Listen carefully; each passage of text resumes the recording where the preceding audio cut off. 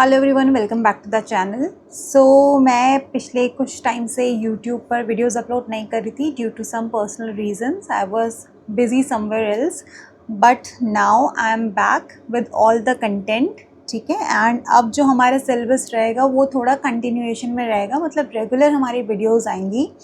So let us begin the session. जो हमने last video में डिस्कस करा था वो है जीन पियाजे की थ्योरी हम डिस्कस कर रहे थे, वो थोड़ा हाफ में छूटी थी। मैं पहले उसको कंटिन्यू कराना चाहूँगी, उसको कंप्लीट जो कि मैं कहना चाह रही हूँ। ओके, जैसे कि हमने लास्ट वीडियो में आप चेक भी कर सकते हैं, हमने जीन पियाजे की जो लास्ट में डिस्कस किया है that is sensory motor stage.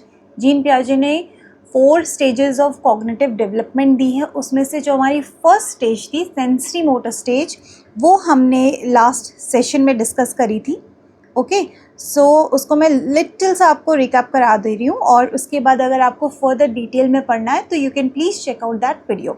Okay, sensory motor stage again birth to 2 years रहती है। जो सेंसरी मोटर स्टेज है, देखिए जब आप प्रिपेयर करेंगे किसी भी एग्ज़ाम के लिए, बेशक वो आप सीटेट का एग्ज़ाम ले लो, आप DSSB, TGT, PGT, PRT ले लो, या फिर स्पेशल एजुकेटर TGT, PRT आप एग्ज़ाम में एग्ज़ाम के लिए प्रिपेयर करेंगे। ये जो कुछ टॉपिक्स हैं जो कॉग्निटिव डेवलपमेंट की वो है थ्योरी है पियाजे की, वाइगॉत्स्की की थ्योरी, तो कुछ थ्योरीज़ हैं जो कि आपकी बहुत इम्पॉर्टेंट है और आपके हर एक एग्ज़ाम में बहुत ज़रूरी से पूछी जाती है। तो कई बार ऐसे क्वेश्चन भी पुटअप हो जाते हैं कि बर्थ से 2 years की जो स्टेज है वो कौन सी है। ठीक है, तो आपको एक बेसिक अंडरस्टैंडिंग होनी चाहिए, आपको ये चीज़ पता होना चाहिए। तो प्लीज़ ये चीज़ भी याद करके जाइएगा, जो उसका ड्यूरेशन है। ठीक है, तो वो भी कई बार एग्ज़ाम में पूछ लिया जाता है, या फिर ये पूछ लेंगे सेंसरी मोटर स्टेज जो है वो उसकी जो ड्यूरेशन है वो क्या है।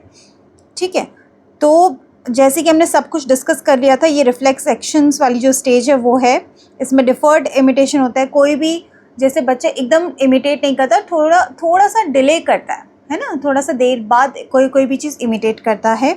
ऑब्जेक्ट परमानेंस यहाँ पे डेवलप होता है, और out of sight out of mind की स्टेज भी इसको कह सकते हैं till 1 year।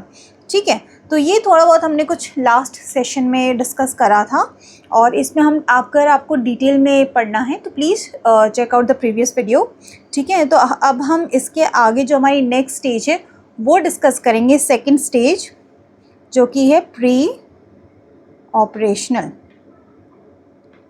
Okay, pre operational stage, ये पियाजे ने सेकंड स्टेज दी है अपने कॉग्निटिव डेवलपमेंट की।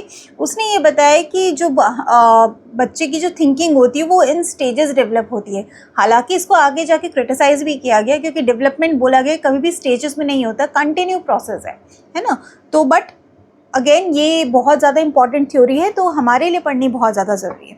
ठीक है, तो इसका जो एज है वो है 2 से लेके 7 years तक। ठीक है, और यहाँ पर जो पियाजे ने वर्ड यूज़ किया है ऑपरेशनल, ठीक है, इसका मतलब है लॉजिकल थिंकिंग। उसने ये वर्ड यूज़ किया है लॉजिकल थिंकिंग के लिए, और प्री मतलब यहाँ पर है बिफोर। ठीक है, तो इसका मतलब है जहाँ से बच्चे की लॉजिकल थिंकिंग शुरू होती है, जिस स्टेज से बच्चे की लॉजिकल थिंकिंग शुरू होती है उससे पहले की जो स्टेज है उसको प्री ऑपरेशनल स्टेज कहते हैं, इन वेरी सिंपल वर्ड्स। ठीक है, और ये कौन सी स्टेज है, अगेन मैं बता रही हूँ, second stage of cognitive development है पियाजे की थ्योरी में, जीन पियाजे की थ्योरी में। ठीक है, तो अकॉर्डिंग टू पियाजे at this stage children can not think logically, मतलब बहुत ज़्यादा वो लॉजिकल रीज़न नहीं दे सकते, बट वो जो आपकी लॉजिकली थिंकिंग है वो शुरू कर देते हैं। मतलब अगर मैं आपको एग्जैक्ट वर्ड्स में समझाऊं तो जैसे कि एग्ज़ाम्पल कोई भी इवेंट ले लीजिए, वो दो कोई भी इवेंट को जोड़ेंगे और उसके पीछे का लॉजिक देने की कोशिश करेंगे कि ये इसीलिए हुआ बिकॉज इसका रीज़न ये है। बेशक वो रीज़न गलत होगा, बेशक वो लॉजिक गलत होगा, बट वो देने की कोशिश करेंगे, इसलिए इसको प्री ऑपरेशनल थिंकिंग भी इसको हम कहते हैं। ठीक है, तो फॉर एग्ज़ाम्पल अगर मैं ले लूँ एक डॉग है उसने बार्क किया, ठीक है, वो भौंका, बहुत ज़ोर से भौंका और बच्चे के सामने एक बलून था और वो अचानक से बर्स्ट हो गया ड्यू टू एनी रीज़न, बेशक वो पेन से जाके लग गया हो या कुछ नुकीली चीज़ से जाके लग गया हो, जो भी है। तो बच्चा ना अपने आप एक थ्योरी देने की कोशिश करेगा, लॉजिक देने की कोशिश करेगा कि कुत्ते के भौंकने से पक्का ये बलून फूटा है, फटा है, ठीक है। वो हमें पता है कि उसके पीछे का जो लॉजिक देने की कोशिश कर रहा है दैट इज़ रॉन्ग, सही नहीं है, बट एटलीस्ट वो ट्राई कर रहा है, वो सोचने की कोशिश कर रहा है कि ऐसा क्यों हुआ है, वो लॉजिक दे रहा है, गलत है बट दे रहा है, ठीक है। तो इसी चीज़ को पियाजे ने टर्म दिया है ट्रांसडक्टिव रीजनिंग, ठीक है। वो इसमें क्या करेंगे बच्चे, इलॉजिकल थिंकिंग करेंगे, इलॉजिकल थिंकिंग, ठीक है, ठीक है। लॉजिक मतलब जो कोई भी इवेंट है, जो कोई भी घटना हो रही है उसको एक्सप्लेन करने की कोशिश करेंगे कि क्यों हो रहा है, बट गलत रीज़न देंगे, ठीक है।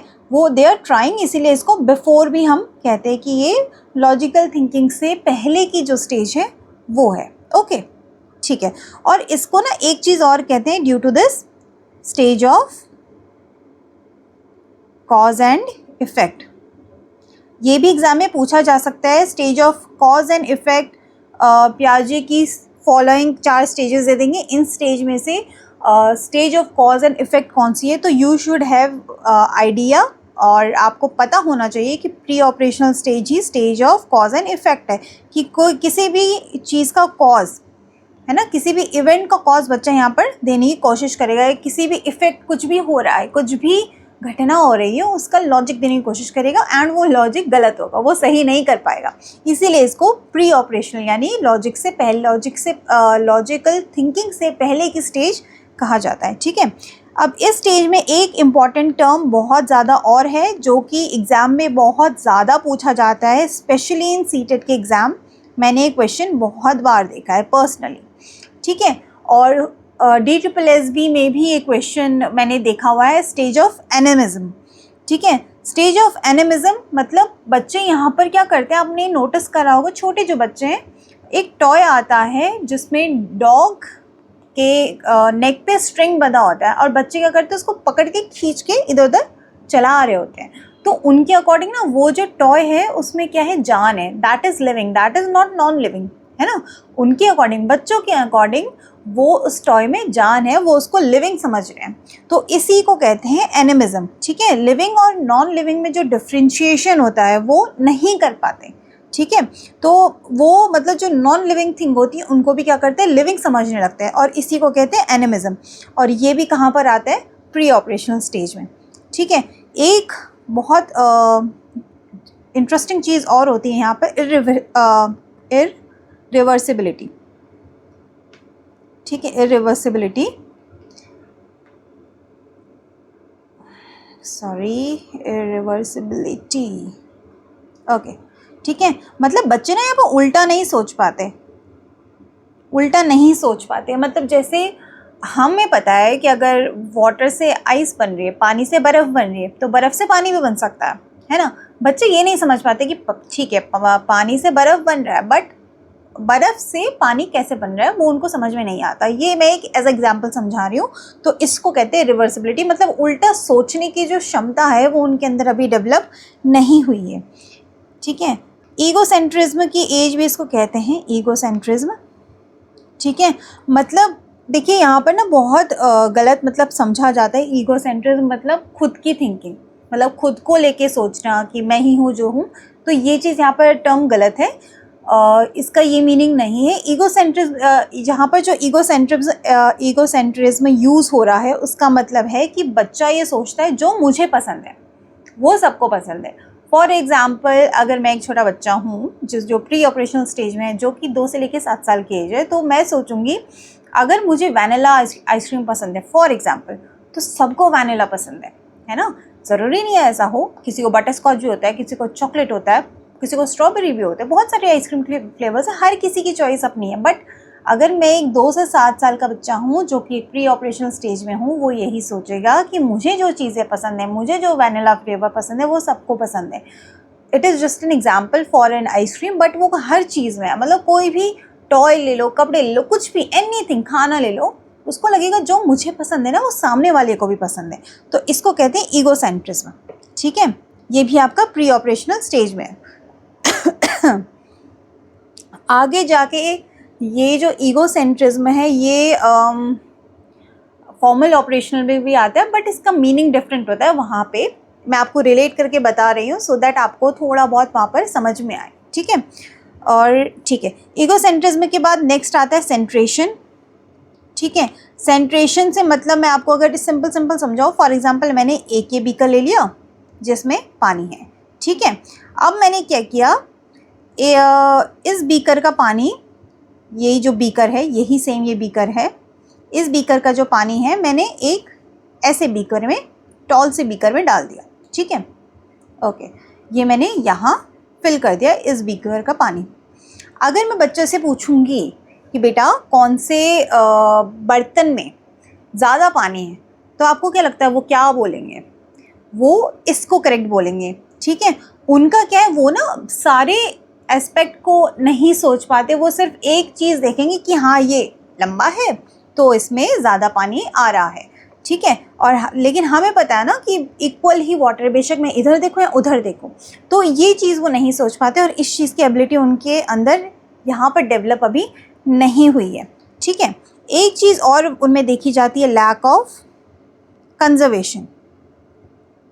ठीक है, फॉर एग्जांपल अगर मैं बच्चे को एक पूरी चॉकलेट दिखाऊं और मैं उसको कुछ पीसेस दिखा दूँ, 5-6 पीसेस अलग से, एक पूरी चॉकलेट है और एक जगह मैंने 5-6 पीसेस चॉकलेट के रख दिए। ठीक है, अगर मैं उससे बोलूँगी कि बेटा आपको कौन सा चाहिए, तो वो पूरी एक चॉकलेट नहीं देखेगा, उसको वो कम लगेगी, उसको ना वो जो इकट्ठा करके मैं 5-6 पीसेस रख दूँगी वो उसको ज़्यादा लगेंगे, तो वो उसको चूज़ करेगा rather than a whole chocolate. तो ये भी यहाँ पर देखा जाता है प्री ऑपरेशनल स्टेज में। ठीक है, अब प्री ऑपरेशनल स्टेज ना दो चीज़ों में फर्दर डिवाइडेड है। Wait, okay, pre operational stage दो चीज़ों में फर्दर डिवाइडेड है। It is divided into 2। इसमें दो चीज़ें और होती हैं, एक होता है सिंबॉलिक फंक्शन और एक होता है इंट्यूटिव थॉट। ठीक है, ओके, अब यहाँ पर सिंबॉलिक फंक्शन जो स्टेज है वो होती है फ्रॉम 2 to 4 ईयर्स। ठीक है, और जो इंट्यूटिव थॉट है वो है आपका 4 to 7 ईयर्स तक। सिंबॉलिक फंक्शन में यहाँ पर जैसे कि नाम से समझ में आ रहा है, सिंबॉलिक फंक्शन मतलब जो भी रिप्रेजेंट करना है with symbols, representing with symbol मतलब जब बच्चे ने जैसे मम्मी की ड्राइंग बना दी, पापा की ड्राइंग बना दी, कई बार होता है ना बच्चा पीछे से ड्रॉ कर रहा होता है कुछ भी, एनीथिंग। ठीक है, तो वो हो गया, जो भी वो सोच रहा है वो सिंबल्स के थ्रू क्या कर रहा है, रिप्रेजेंट करने की कोशिश कर रहा है। ठीक है, और एक है आपका इंट्यूटिव थॉट। इसका मतलब क्या है, बच्चे को ना चीज़ें पता रहती हैं, है ना, मतलब बच्चा श्योर रहता है कि हमें कोई भी इंफॉर्मेशन हमने उनको बताई, बच्चे को पता है कि उसको पता है कि उसने कहीं बैक ऑफ द माइंड सुन ली, या वो कुछ खेल रहा था बट उसको सुनाई दे गया, उसके दिमाग में कहीं ना कहीं वो चीज़ स्टोर हो गई, बट कभी उसको एकदम से याद आता है, बट उसको मतलब पता तो होता है कोई भी बात, बट उसको ये नहीं पता होता कि उसको कैसे पता है। तो ये चीज़ होती है इंट्यूटिव थॉट। ठीक है, तो ये थोड़ा बहुत अभी हमने प्री ऑपरेशनल स्टेज में कवर करा है। तो हमारी दो स्टेजेस हमने अभी पढ़ ली हैं। जो एक स्टेज है फर्स्ट वाली सेंसरी मोटर स्टेज, वो हमने फर्स्ट वीडियो में कवर की थी। सेकंड हमने पढ़ी है आज प्री ऑपरेशनल स्टेज। इसके बाद हम आती है हमारी थर्ड स्टेज, जो कि पियाजे ने दी है, उसका नाम है कॉन्क्रीट ऑपरेशनल स्टेज। ठीक है, कॉन्क्रीट ऑपरेशनल स्टेज, और जो इसका एज है वो रहता है आपका 7 to 11 ईयर्स। ठीक है, यहाँ पर बच्चा बहुत ज़्यादा कंफ्यूज कर जाता है, क्योंकि एक है कॉन्क्रीट, एक है एब्स्ट्रैक्ट वर्ड, कि कॉन्क्रीट का मतलब क्या है, एब्स्ट्रैक्ट का मतलब क्या है। तो मैं अगर आपको सिंपल वर्ड्स में यहाँ पर समझाऊँ, कॉन्क्रीट मतलब मूर्त मतलब जो आपके सामने है, जो आप देख सकते हैं। फॉर एग्जाम्पल आपको मैं दिख रही हूँ, आपको आपका पेन दिख रहा होगा, आपको आपकी कॉपी दिख रही होगी, आपको अपने सराउंडिंग में जो भी है वो सब कुछ, चेयर, टेबल, बेड, है ना, सब कुछ दिख रहा है। तो दैट इज़ कॉन्क्रीट, जो भी आप आंखों से देख पा रहे हैं। और यहीं पर एब्स्ट्रैक्ट क्या है, जो आप नहीं देख पा रहे, यू कांट सी, ठीक है, जो आपको इमेजिन करना पड़ रहा है। इमेजिन, जैसे कि मैं आपको बताया, मैंने अभी आपको बताया ना, प्री ऑपरेशनल स्टेज में क्या होता है कि कुछ stage of cause and effect बोलते हैं। तो मतलब बच्चे, अगर डॉग के बार्क करने से बलून फट रहा है तो बच्चा सोचेगा डॉग ने बार्क किया इसीलिए ऐसा हुआ। तो ये आप इमेजिन करें कि हाँ डॉग ने बार्क किया होगा, बलून फटा होगा। तो मतलब जो चीज़ आप इमेजिन कर रहे हैं, जो चीज़ आप सोच रहे हैं, जो आपके सामने नहीं है, उनको कहते हैं हम एब्स्ट्रैक्ट, ठीक है। कॉन्क्रीट ऑपरेशनल स्टेज, मतलब यहाँ पर बच्चा क्या करता है, देख करके, जो भी आंखों के सामने है उसको देख करके समझेगा, ठीक है। उसको एप्पल दिखाओगे, वो एप्पल को देखेगा, हाँ दिस इज़ एन एप्पल। मतलब उसको हमेशा कोई भी चीज़ अगर सिखानी है तो आपको दिखा के सिखानी है, ठीक है। कॉन्क्रीट मीन्स, मैं यहाँ पे लिख भी देती हूँ, concrete means in front of eye, ठीक है, मतलब चीज़ों को देख के समझना। एंड अगर आपको देखिए इसके नोट्स चाहिए होंगे तो प्लीज़ मुझे कमेंट में मेंशन करना, मैं आपको उसका PDF प्रोवाइड करने की पूरी कोशिश करूँगी। एंड बेस्ट यही रहेगा कि जैसे जैसे मैं आपको बताते जा रही हूँ वैसे वैसे आप नोट करते जाइए, बिकॉज आपके पर्सनल नोट्स रहेंगे ना, तो आपके पढ़ने के लिए लास्ट टाइम पे बहुत ज़्यादा हेल्पफुल रहेंगे। जितना आप ज़्यादा लिखेंगे उतना चीज़ें आपको माइंड में रिटेन रहेगी, ठीक है। तो कोशिश करिएगा कि मेरे साथ साथ आप ये वीडियो थोड़ा चलाते जाएं, देन पॉज करके लिखते जाएं जो भी आपको इम्पॉर्टेंट पॉइंट्स लग रहे हैं, बिकॉज मैं कोशिश कर रही हूँ कि जो इम्पॉर्टेंट बातें हैं, because there is less time now. जैसे कि आपने सुना ही होगा DSSB स्पेशल एजुकेटर का पेपर बहुत जल्दी होने वाला है, तो मैं कोशिश करूँगी तब तक मैं कोर्स पूरा करा पाऊँ, डिसेबिलिटी वाला एरिया पूरा करा पाऊँ, क्योंकि कोर्स बहुत ज़्यादा है, ठीक है। तो कोशिश करिएगा कि इसके साथ साथ आप पढ़ते रहिए, सो दैट आपके लिए बहुत ज़्यादा एंड मोमेंट पे इजी हो जाए पढ़ना, ठीक है। ओके, तो जैसे कि हमने लास्ट स्टेज में पढ़ा था कि यहाँ पर बच्चा इरैशनल थिंकिंग कर रहा है, प्री ऑपरेशनल स्टेज में लॉजिक देने की कोशिश कर रहा है, लॉजिकल थिंकिंग कर रहा है, बट गलत कर रहा है। तो यहाँ पर क्या होता है, कॉन्क्रीट में वो लॉजिकल थिंकिंग स्टार्ट हो जाती है, लॉजिकल थिंकिंग बिगिन्स, ठीक है, यहाँ पर शुरू हो जाती है। और ये भी बहुत इंपॉर्टेंट है क्योंकि ये भी कई बार एग्जाम में पूछा जा चुका है कि लॉजिकल थिंकिंग किस स्टेज से बच्चे की शुरू होती है। तो you should know concrete operational stage वो स्टेज है जहाँ पर से बच्चे की लॉजिकल थिंकिंग शुरू हो जाती है, ठीक है। और यहाँ से ही रिवर्सिबल थिंकिंग, वहाँ पर इरिवर्सिबल थिंकिंग कर रहा था ना अभी बच्चा जब प्री ऑपरेशनल स्टेज में था, यहाँ पर रिवर्सिबल थिंकिंग शुरू हो जाते हैं, रिवर्सिबल थिंकिंग बिगिन्स। तो मतलब कुछ जो प्रॉब्लम्स प्रीवियस स्टेजेस में थी वो यहाँ पर से रिजॉल्व होना स्टार्ट हो जाते हैं, ठीक है, रिवर्सिबल थिंकिंग बिगिन्स। और यहाँ पर एक चीज़ और होती है, egocentrism and lack of conservation is solved, ठीक है। वहाँ पर जो ईगो सेंट्रिज्म हो रहा था कि बच्चा ये सोच रहा था कि जो मुझे पसंद है वो सामने वाले को पसंद है, और वो जो डिफ्रेंशिएट नहीं कर पा रहा था कम और ज़्यादा में, वो चीज़ें भी यहाँ पर सॉल्व हो जाती है और वो समझने लगता कि हाँ हर किसी का अपना चॉइस, अपनी पसंद हो सकती है, ठीक है।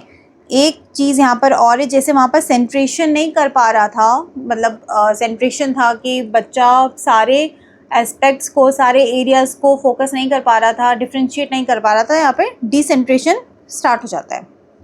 डिसेंट्रेशन मतलब सभी जगह वो ध्यान केंद्रित करने लगता है, और इसीलिए लैक ऑफ कंजर्वेशन भी यहाँ पर जो हमारी प्रॉब्लम हो रही थी प्री ऑपरेशनल स्टेज में वो यहाँ पर सॉल्व हो जाती है, ठीक है।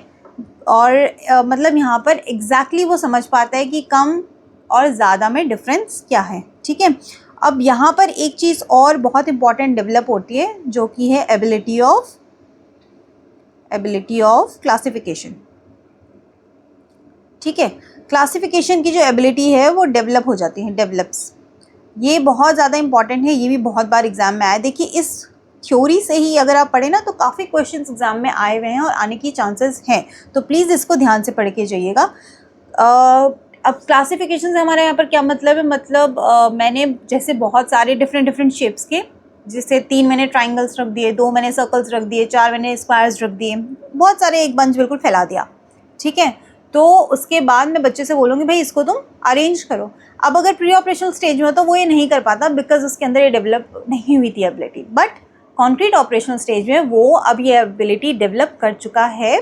तो हाँ, वो स्क्वायर्स को एक जगह रख देगा, ट्रायंगल्स को एक जगह रख देगा और सर्कल्स को एक जगह बिल्कुल अलाइन करके क्लासीफाई करके रख पाएगा कि हाँ ये चीज़ यहाँ है, ये चीज़ यहाँ है और ये चीज़ यहाँ है। तो ये एबिलिटी बच्चों के अंदर डेवलप हो जाती है। वो प्रॉपर्टी के बेसिस पे और मतलब शेप्स के बेसिस पे, कलर्स के बेसिस पे कुछ भी वो क्या कर पाते हैं, क्लासिफाई करने लगते हैं, ठीक है। अब एबिलिटी ऑफ क्लासिफिकेशन के साथ साथ एक और चीज़ उसके अंदर बहुत ज़्यादा इंपॉर्टेंट डेवलप होती है कॉन्क्रीट ऑपरेशनल स्टेज में है, जो कि है सीरिएशन।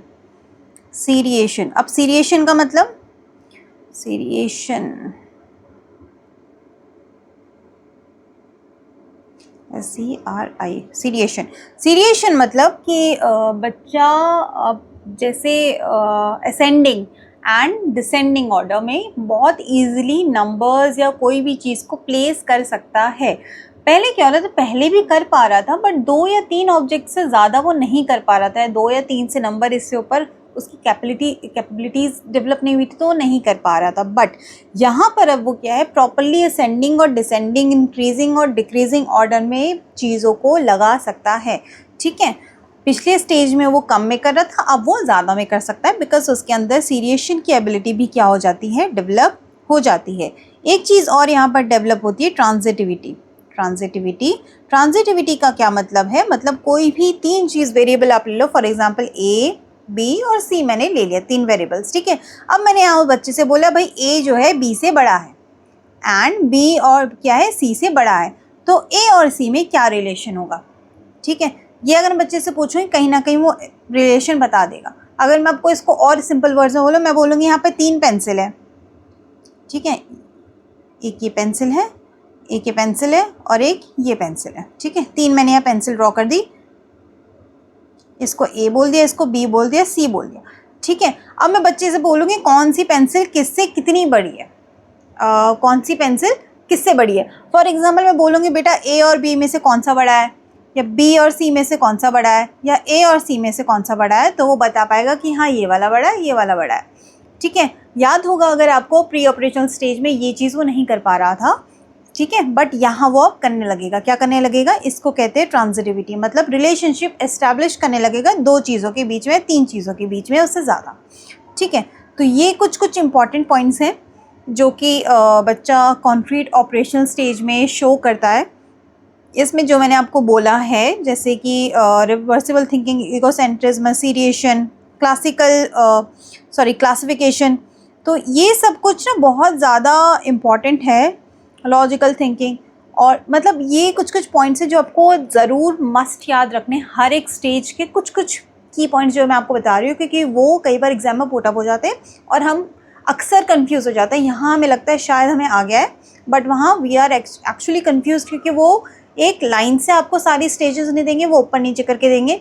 कई बार आपको ऐसे ही पूछ लिया जाएगा कि पहले दे दी आपको फॉर्मल ऑपरेशनल, फिर आपको दे दी प्री ऑपरेशनल, फिर आपको दे दी concrete and then sensory motor stage, आपको बोल दे कि इसको अलाइन करो कौन सा सही है। ये भी क्वेश्चंस मैंने देखे हुए हैं एग्जाम में, ठीक है। तो प्लीज़ आपको ये सब कुछ बहुत इम्पॉर्टेंट है पढ़ के जाना, जो मैं कुछ थ्योरीज करा रही हूँ, और जीन पियाजे की तो उसमें मोस्ट इंपॉर्टेंट है, बिकॉज हर साल हर पेपर में पूछी जाती है, बेशक आप वो कोई भी पेपर ले लो टीचिंग एग्जाम का, ठीक है, जिसमें CDP आती है।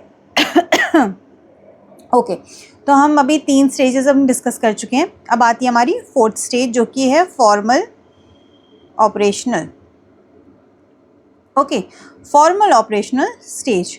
एंड अगेन मैं फिर से बोल रही हूँ, आप प्लीज़ जो एज ग्रुप है वो भी आप याद करके जाइएगा। कई बार आपको एज ग्रुप दे देंगे, स्टेज पूछ लेंगे, या स्टेज दे देंगे, एज ग्रुप पूछ लेंगे, और आप वहाँ पे बहुत ज़्यादा कन्फ्यूज हो जाएंगे ऑप्शंस देख के, ठीक है। बहुत कन्फ्यूजिंग ऑप्शन होते हैं, ट्रस्ट मी। सो आपको बहुत प्रॉपरली ये सब कुछ पढ़ के जाने की बहुत ज़्यादा ज़रूरत है, ठीक है। फॉर्मल ऑपरेशनल स्टेज जो होती है 11th एंड अबव है, और ये है पियाजे के according last stage of cognitive development, ठीक है, पियाजे के अकॉर्डिंग है last stage of cognitive development. इसमें जो पियाजे ने इसमें इम्पोर्टेंस दी है वो दी है प्लानिंग को, ठीक है। अकॉर्डिंग टू पियाजे it is last stage of cognitive development, ठीक है। कॉग्निटिव डेवलपमेंट की ये लास्ट स्टेज है, ठीक है। इस स्टेज में क्या होता है, चिल्ड्रन जो है वो मतलब कंप्लीट साइंटिस्ट की तरह बिहेव करने लगते हैं, starts behaving like a complete scientist, ठीक है। साइंटिस्ट की तरह बिहेव करने वो लगते हैं। और कैसे, क्योंकि वो दे अंडरस्टैंड प्लानिंग और साइंटिफिक मेथड्स और जो प्लानिंग है उसको बहुत अच्छे से समझना अब शुरू कर देते हैं। और जैसे कि मैंने बताया फॉर्मल ऑपरेशनल ये स्टेज है, मतलब यहाँ पर अब वो ऑपरेशंस साइंटिफिक वे से समझेंगे, ठीक है। और यहाँ पर उनकी क्या होती है, एब्स्ट्रैक्ट थिंकिंग और लॉजिकल थिंकिंग कम्प्लीटली डेवलप हो जाती है। एब्स्ट्रैक्ट थिंकिंग या फिर इसको कह सकते हैं लॉजिकल थिंकिंग, ठीक है। Logical thinking develops. तो यहाँ पर उसकी प्रॉपर्ली बच्चे की एब्स्ट्रैक्ट, मैंने अगेन बताया था एब्स्ट्रैक्ट मतलब अमूर्त, जो भी आप इमेजिन कर सकते हैं, कुछ भी कंसेप्ट आप सोच रहे हैं, समझ रहे हैं, कुछ भी आप पढ़ रहे हैं, तो बच्चे को हम मतलब देखने की ज़रूरत नहीं है, ही कैन इमेजिन कि हाँ ये इसका ये रीज़न है, इसका ये, मतलब वो बहुत सारी रीजंस लॉजिकली अब सोचने लगता है इस स्टेज में, ठीक है। और इसी को कहते हैं हाइपोथेटिकल थिंकिंग। हाइपोथेटिकल थिंकिंग, ठीक है। यहाँ पर बच्चा क्या करता है, बिगिन्स टू क्रिएट हाइपोथेसिस बनाने लगता है वो, ठीक है। फॉर एग्जाम्पल अगर उसने कहीं पर भी स्मोक उठता देखा, धुआं उठता देखा, घर से बाहर देखा कि भाई हाँ धुआं उठ रहा है, फिर वो अपनी हाइपोथेसिस बनाएगा कि हाँ ये क्यों हुआ होगा, बिकॉज आग जल लगी होगी, है ना, या फिर क्या पता फायर ब्रिगेड आई होगी, या किसी ने कूड़ा जलाया होगा, या किसी के घर में कुछ आग लगी होगी, मतलब बहुत सारे रीजन को सोचने लगता है कि ये स्मोक आखिर क्यों उठ रहा है ना। तो वो बहुत सारी लॉजिकल रीजंस यहाँ पे देने लगता है और हाइपोथेसिस क्रिएट करने लगता है, इसीलिए इसको कहते हैं हाइपोथेटिकल थिंकिंग, ठीक है। और यहाँ इसलिए कर पाता है बिकॉज उसकी एब्स्ट्रैक्ट थिंकिंग डेवलप होगी। अब देखिए उसने देखा तो है नहीं ना एग्जैक्टली कि हुआ क्या है, क्यों आग लगी है, बट वो रीजंस दे रहा है, सोच रहा है, इमेजिन कर रहा है, तो यहाँ पर वो उसका डेवलप हो जाता है। यहाँ पर उसकी डिडक्टिव लॉजिक भी डेवलप हो जाता है, डिडक्टिव लॉजिक वो भी देने लगता है। अब डिडक्टिव लॉजिक में आपको एक बता दो डिडक्टिव का मीनिंग यहाँ पर क्या है। देखिए दो टर्म्स होते हैं और वो बहुत इम्पॉर्टेंट है, बहुत इम्पॉर्टेंट है, बहुत जगह और हर साल हर बार जो भी एग्ज़ाम है आपका टीचिंग रिलेटेड जिसमें आपका CDP वाला सेक्शन आ रहा है, इसमें ये दो टर्म आपने डेफिनेटली देखे होंगे और बहुत कंफ्यूजिंग होगा आपके लिए। एक है इंडक्टिव और है डिडक्टिव, ठीक है। इंडक्टिव रीजनिंग और डिडक्टिव रीजनिंग क्या होती है, मतलब आप बेशक सब्जेक्ट पेडागोजी कह लो या फिर चाइल्ड डेवलपमेंट पेडागोजी कह लो, इसमें ये दोनों चीज़ें ही दोनों में आती हैं, ठीक है। रीजनिंग ये होती क्या है, देखिए इंडक्टिव अगर मैं आपको सिंपल टर्म्स में बताऊं, कोई भी चीज़ यानी इंडक्टिव मतलब एग्जाम्पल से रूल, ठीक है। बच्चा पहले क्या करेगा, एग्जाम्पल समझेगा और उसके बाद क्या होगा, रूल को समझेगा। हम क्या करेंगे, बच्चे को पहले एग्जाम्पल प्रेजेंट करेंगे, उससे हम उसको रूल की तरफ ले जाएंगे कि हाँ चलो हमने कुछ सीरीज ऑफ एग्जाम्पल्स दे दिया, ये क्यों है, क्या है, कैसे है, फिर उसके बाद हम उसको रूल समझाएंगे। डिडक्टिव इसका जस्ट उल्टा है, यहाँ पर है रूल से एग्जाम्पल की तरफ। पहले हम बच्चे को रूल बताएंगे और उसके बाद उसके सर्टेन एग्जाम्पल्स देंगे। इंडक्टिव रीजनिंग जो होती है वो छोटे बच्चों के लिए होती है कि बच्चों को पहले एग्जाम्पल समझाएंगे उसके बाद रूल बताएंगे, क्योंकि बच्चा अभी तक लॉजिकल थिंकिंग नहीं डेवलप कर पाता है जब तक वो छोटा होता है, जब तक वो प्री ऑपरेशनल स्टेज में होता है। और लॉजिकल थिंकिंग वो भी डेवलप होनी शुरू होती है जब वो कॉन्क्रीट में होता है, कम्प्लीटली डेवलप नहीं हुई होती है। बट यहाँ पर क्या है, फॉर्मल ऑपरेशनल स्टेज में उसकी लॉजिकल जो थिंकिंग है वो डेवलप हो जाती है और यहाँ पर वो रूल्स एग्जाम्पल की तरफ हम उसको बताते हैं। पहले हम उसको कोई भी एग्जाम्पल, कोई भी मैं अगर एग्जैक्टली आपको बोलूँ, कोई भी अगर हमें चीज़ सिखानी होगी, बतानी होगी, बेशक आप वो थ्योरम कह लो, कोई भी टॉपिक कह लो, ठीक है, तो पहले हम उसको रूल बताएंगे, देन उसको बच्चे को एग्जाम्पल समझाएंगे। और ये बेसिकली बड़े बच्चों के लिए होती है डिडक्टिव रीजनिंग। तो यहाँ पर बच्चे का डिडक्टिव लॉजिक जो है वो रूल से एग्जाम्पल कैसे, रूल कैसे आया, एग्जाम्पल कैसे बना, है ना, वो समझने वो लगता है। तो ये यहाँ पर होता है। और इसको अगर सिंपल टर्म में बोलूँ, जो एग्जाम में पूछा जाता है वो है हाइपोथेटिको